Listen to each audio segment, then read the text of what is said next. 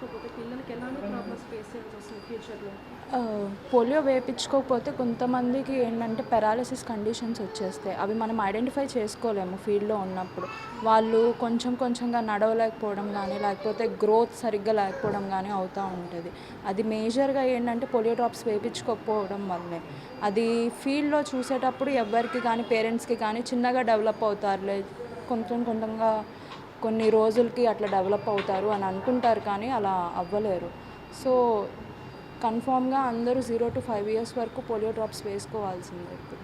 ఇప్పుడు అంటే ఎందుకు ఇప్పుడు వేపించుకోలేదు అనుకున్నారు. వేపించుకోకపోతే ఎన్ని ఇయర్స్‌కి అనేది ఆ లక్షణాలు ఎలాంటి ఐడెంటిటీ వస్తుంది? అంటే అది 0-5 ఇయర్స్ పిల్లల ఇమ్యూనిటీ స్ట్రెంత్ బట్టి ఉంటది. లైక్ ఇమ్యూనిటీ పవర్ బాగా అంటే ఫుడ్ బాగా తీసుకొని డైట్ బాగా ఉండే వాళ్ళకి కొంచెం లేట్‌గా సింప్టమాటిక్ అవ్వచ్చు.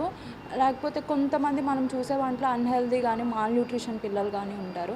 అలాంటి వాళ్ళలో ఏమైనా ఎఫెక్ట్ అయితే మాత్రం ఒక 1-2 ఇయర్స్ గ్యాప్‌లోనే మనం సింప్టమాటిక్ చూడొచ్చు. కానీ అది ఫీల్డ్ లెవెల్‌లో అంటే పేరెంట్స్ కానీ, లేకపోతే ఇంటి దగ్గర గానీ అది ఐడెంటిఫై చేయడానికి కుదరదు. హాస్పిటల్‌కెళ్తేనే తెలుస్తది అది. అందుకని తప్పనిసరిగా తప్పనిసరిగా 0-5 ఇయర్స్ అందరూ పోలియో వేయించుకోవాలి, పోలియో వ్యాక్సిన్.